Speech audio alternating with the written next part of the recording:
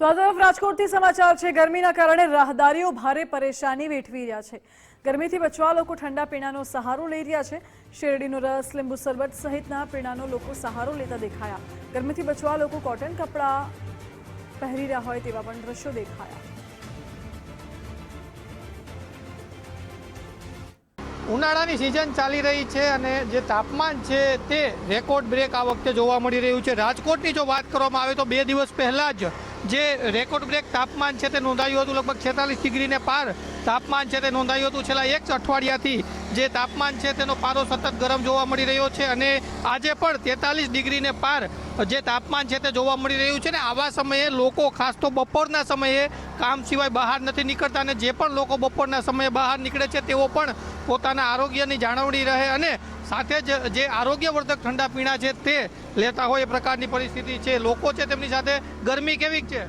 ગરમી જાજી છે। રસ પીવાથી થોડોક ઠંડક થાય છે? ઠંડક થાય છે, સારું રહે રસ પીવાથી।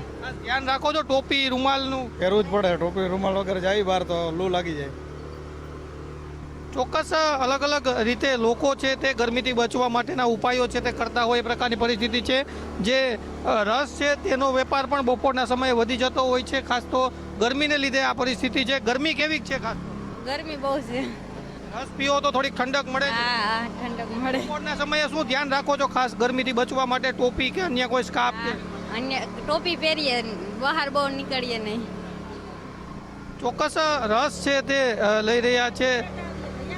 ખેડ બાજુથી ખેડ માધુપુરથી।